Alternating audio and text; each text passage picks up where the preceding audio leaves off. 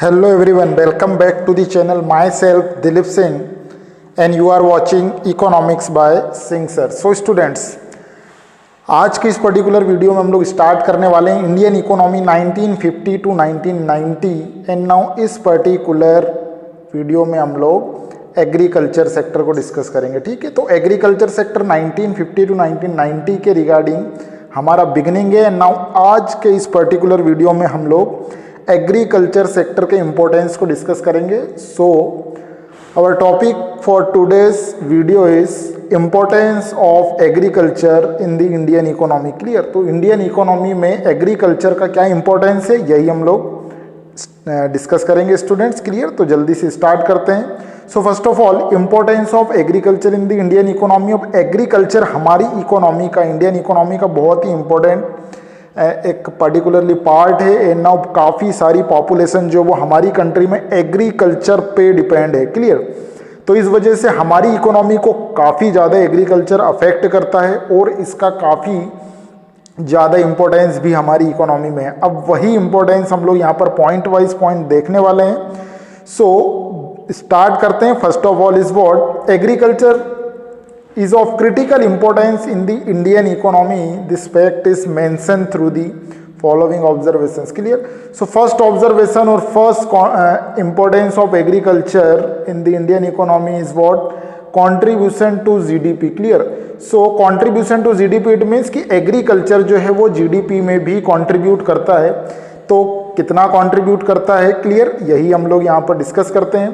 So agriculture makes important contribution to GDP in India during the period of planning. Contribution of agriculture sector to GDP between 51 to 17.4% for different years. Clear, तो भाई agriculture GDP में contribute कर रहा है और जो हमारा planning हुआ है 5 ईयर प्लानिंग जो हमारा रहा है उसके अलग अलग प्लानिंग पीरियड में एग्रीकल्चर सेक्टर का अलग अलग कंट्रीब्यूशन रहा है। क्लियर, सो कंट्रीब्यूशन के रिगार्डिंग यहाँ पर कुछ फैक्ट एंड डेटा जो है वो मेंशन है। सो जीडीपी जो हमारे एग्रीकल्चर सेक्टर में जीडीपी का कंट्रीब्यूशन रहा है वो 51% टू 17.4% के समथिंग रहा है। ये काफ़ी ज़्यादा बड़ा फिगर है। ठीक है, इट मीन्स कि जब हम लोग इंडिपेंडेंट हुए उसके बाद ये नियरर 50% था, लेकिन जैसे जैसे अदर सेक्टर्स जो है वो डेवलप हुए एग्रीकल्चर का परसेंटेज कंट्रीब्यूशन जीडीपी में कम होते गए। ठीक है, बट फिर भी सिग्निफिकेंट ये है।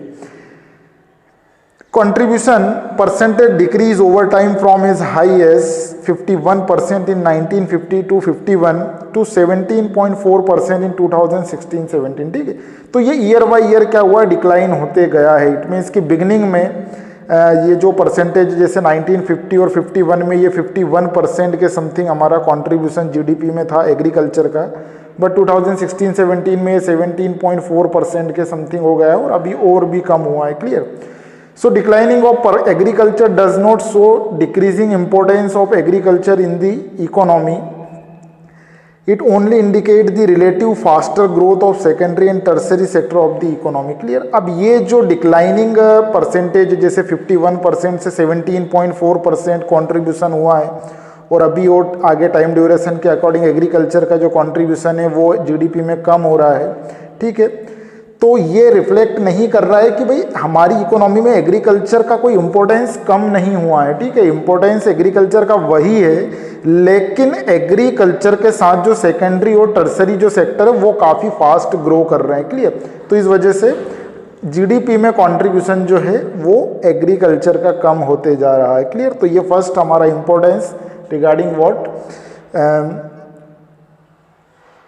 GDP contribution. Now second importance is supply of wage good. Clear, supply of wage good. wage good क्या होती है, ये बेसिक नीड से रिलेटेड गुड्स हैं एंड नाउ इनमें आते हैं mostly food grains. Clear, so wage goods are the necessity of life such as wheat, rice, pulses, maize, bajra, oil seed etcetera. ठीक है, तो ये वेज गुड जो है भाई ये हमारी नेसेसिटी ऑफ लाइफ को रिफ्लेक्ट करते हैं, हमारी बेसिक रिक्वायरमेंट्स को रिफ्लेक्ट करते हैं। ठीक है, एंड नाउ इसमें जितनी भी क्रॉप्स हम लोग यूज़ कर रहे हैं, ठीक है, wheat, rice, pulses, maize, bajra, oil seeds जो डे टू डे लाइफ में हमारे कंजम्पशन में आ रही है, ये सारे वेज गुड्स हैं। ठीक है, and now agriculture provides wage goods to about 121 crore of people in India. ठीक है, 2011 सेंसस के अकॉर्डिंग 121 करोड़ पॉपुलेशन को वेज गुड कहाँ से मिल रहा है, खाने पीने की चीज़ें कहाँ से मिल रही है, तो वो हमें हमारे एग्रीकल्चर से मिल रहा है। ठीक है, तो एक इतनी बड़ी पॉपुलेशन को फूड ग्रेन प्रोवाइड करने का भी पार्ट जो है वो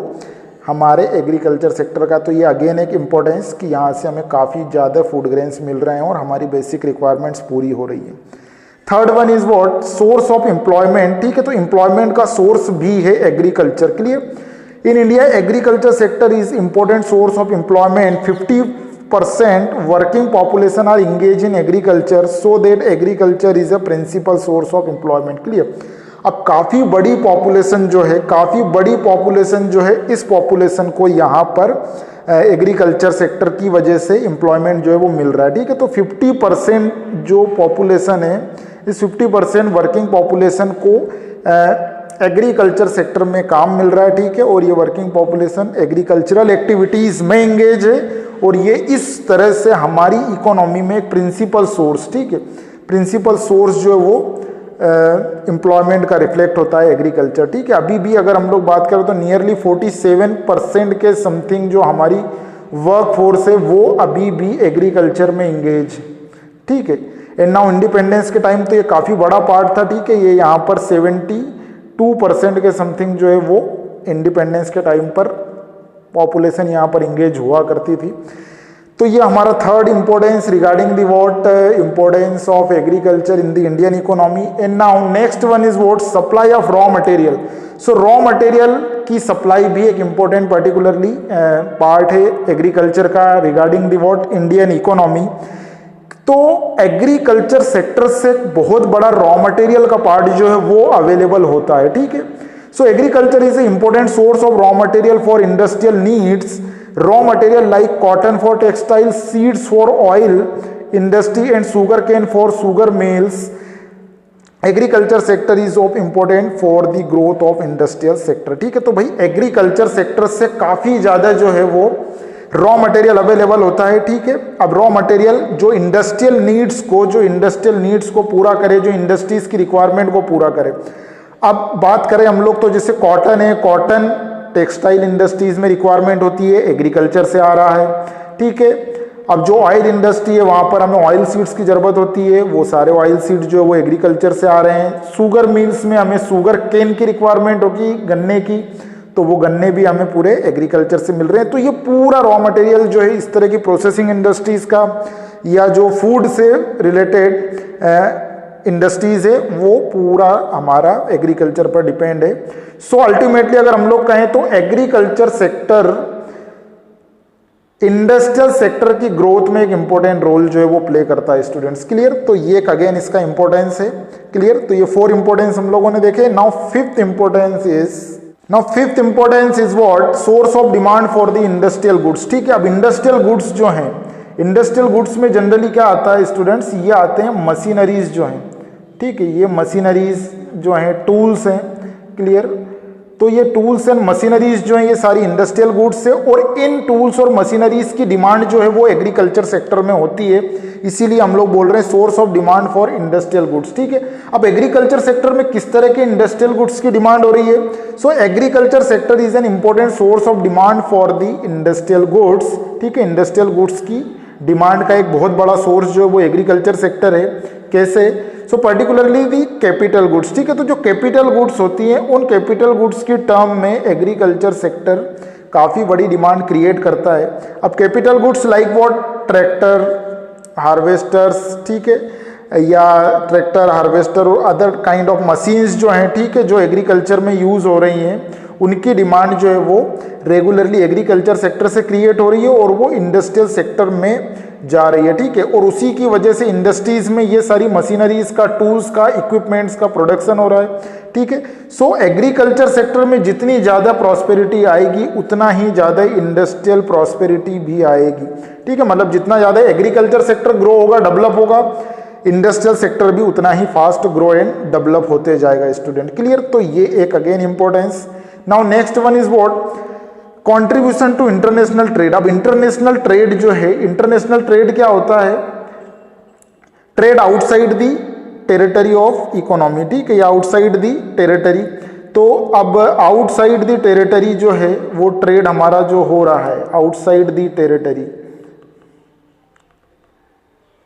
आउटसाइड द टेरिटरी मतलब कि हमारी कंट्री की बाउंड्री से बाहर जो हम लोग ट्रेड कर रहे हैं, सिंपल सा मतलब है कि जो हम लोग फॉरेन कंट्रीज के साथ ट्रेड कर रहे हैं वो ट्रेड हमारा क्या है, इंटरनेशनल ट्रेड है। क्लियर? या selling and buying of goods and services outside the domestic territory is called what, international trade.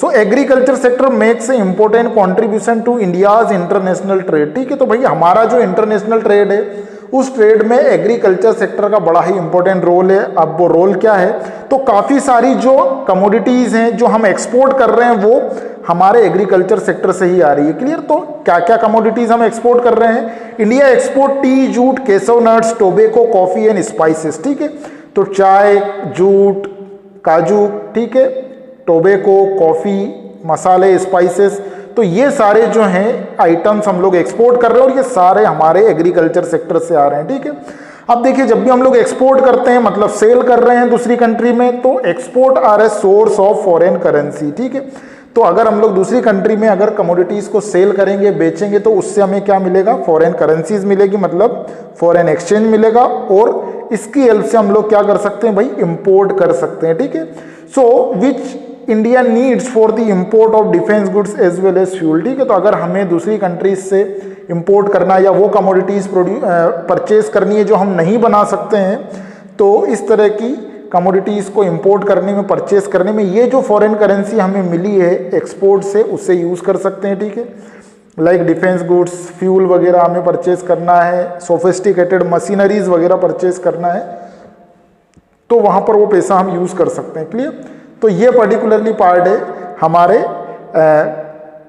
Agriculture sector के कंट्रीब्यूशन के रिगार्डिंग इंटरनेशनल ट्रेड में। Now next thing is what, contribution to domestic trade. अब domestic trade में कैसे contribution कर रहा है भाई agriculture? So agriculture sector also plays a important role in the country's domestic trade. Huge expenditure done by the billions of people in the country on the purchase of farm products that leads to the domestic trade. Clear? अब देखिए कि हमारी country में, ठीक है, हमारी country में भाई जितने भी, ठीक है, जैसे 121 करोड़ पॉपुलेशन की बात की अकॉर्डिंग टू 2011 सेंसस, इतनी बड़ी पॉपुलेशन की जो फूड ग्रेन की रिक्वायरमेंट है वो कहाँ से पूरी हो रही है? तो हमारे एग्रीकल्चर सेक्टर से पूरी हो रही है। ठीक है, तो इसकी वजह से पूरा जो हमारा ट्रेड है कंट्री के अंदर, ठीक है, वो ट्रेड कितना बड़ा क्रिएट हो रहा है। ठीक है, क्योंकि हम लोग यहाँ पर फार्म प्रोडक्ट जो है वीट, पल्सेस, राइस, ठीक है, ये इस तरह के तमाम जो क्रॉप्स है या प्रोडक्ट्स जो वो हम लोग परचेस करते हैं, और वो कहाँ से कर रहे हैं भैया? हमारे मार्केट से कर रहे हैं। तो डोमेस्टिक मार्केट के एक्सपांसन में भी इसका बड़ा ही रोल है। क्लियर? तो ये भी एक अगेन इंपॉर्टेंस जो है वो एग्रीकल्चर का है हमारी इकोनॉमी में। Now next one is what, support to the transport industry. ठीक है, support to the transport industry. तो ट्रांसपोर्ट इंडस्ट्री को भी एग्रीकल्चर सपोर्ट कर रहा है। कैसे सपोर्ट कर रहा है भाई? So agriculture sector in India offers important support to the transport industry. Okay, transport industry को सपोर्ट कर रहा है एग्रीकल्चर। कैसे? तो both railways and roadways are the transport bulk of farm products in India. ठीक है, अब देखिए क्या होता है कि भाई जो भी एग्रीकल्चर सेक्टर में प्रोडक्शन हो रहा है, ठीक है, जितनी भी क्रॉप्स है, वीट, पल्सेस और जितनी भी एग्रीकल्चर में प्रोडक्शन हो रहा है, वो सारे प्रोडक्ट को अगर हम फार्म से, मतलब कि जो खेत है हमारा, वहां से निकाल के मार्केट तक ले जाते हैं, इंडस्ट्रीज तक ले जाते हैं, और अगर दूसरी कंट्रीज में भी अगर ले जा रहे हैं तो उसके लिए हमें ट्रांसपोर्टेशन की रिक्वायरमेंट होती है। ठीक है, तो रेलवे, रोडवेज, ठीक है, और एयरवेज के थ्रू भी काफ़ी ज़्यादा अमाउंट में जो है वो फार्म प्रोडक्ट्स या एग्रीकल्चरल प्रोडक्ट्स जो है वो हमारी इकोनॉमी में क्या होते हैं भाई, सर्कुलेट होते हैं, और इससे जो ट्रांसपोर्ट इंडस्ट्री है, ट्रांसपोर्ट इंडस्ट्री को बहुत ज़्यादा काम मिलता है। ठीक है, और ट्रांसपोर्ट इंडस्ट्री की डिमांड जो है वो रेगुलरली इकोनॉमी में बनी रहती है। तो ये भी एक अगेन इंपॉर्टेंस जो वो हमारी इकोनॉमी में एग्रीकल्चर का है students. Clear? And now last one is what, wealth of the nation. Clear? अब wealth of the nation it means what कि एग्रीकल्चर सेक्टर जो वो हमारी इकोनॉमी का काफी बड़ा वेल्थ को जो है कंटेन करके रख रहा है, या काफी बड़ी वेल्थ जो वो यहाँ पर होल्ड करके रखी जा रही है एग्रीकल्चर के थ्रू। तो कैसे रखी जा रही है? A important components of the country's wealth belongs to agricultural sector. Agriculture sector occupies large land areas. ठीक है, पहली बात कि बहुत बड़ा एक लैंड एरिया जो है वो हमारा एग्रीकल्चर सेक्टर में ऑक्यूपाई हो रहा है, तो ये अगेन वेल्थ को रिफ्लेक्ट कर रहा है। And now second thing is what, crores of rupees stage invested in major and minor irrigation project, ठीक है, और करोड़ों रुपए जो है वो इरिगेशन के छोटे और बड़े प्रोजेक्ट्स में लगे हुए हैं। कई बड़े बड़े डैम्स जो हैं वो रिवर्स पे बने हुए हैं और उन डैम्स की जो कॉस्ट आती है वो करोड़ों रुपए में आती है स्टूडेंट्स, ठीक है। तो ये जो डैम है और ये जो केनाल सिस्टम हमारी इकोनॉमी में बना हुआ है, ठीक है, जो केनाल सिस्टम बना हुआ है ये पूरा जो है एक काफी बड़ा वेल्थ को कंटेन करता है और ये एग्रीकल्चर सेक्टर में एग्जिस्ट कर रहा है स्टूडेंट्स, क्लियर। तो ये एक अगेन इंपॉर्टेंस है हमारे एग्रीकल्चर सेक्टर का, ठीक है। तो ये मेजरली जो इंपॉर्टेंस है हम लोगों ने 9 इंपॉर्टेंस जो है वो एग्रीकल्चर सेक्टर के स्टूडेंट डिस्कस किए हैं, क्लियर, जो हमारी इंडियन इकोनॉमी में देखे जा रहे हैं, ठीक है, और एग्रीकल्चर किस तरह से रोल प्ले कर रहा है हमारी इकोनॉमी में, ये हम लोगों ने डिस्कस किया। सो स्टूडेंट, आई होप कि आपको वीडियो अच्छी लगी है। नाउ अगर वीडियो आपको अच्छी लगी है लाइक करिए, कमेंट करिए और शेयर भी करिए, और अगर कोई प्रॉब्लम है तो मुझे कमेंट सेक्शन में जरूर आप पूछिए। सो स्टूडेंट, आज के इस पर्टिकुलर वीडियो में इतना ही। नेक्स्ट वीडियो में मिलेंगे feature and problems of Indian agriculture के साथ। तब तक के लिए बाय बाय, जय हिंद, जय भारत।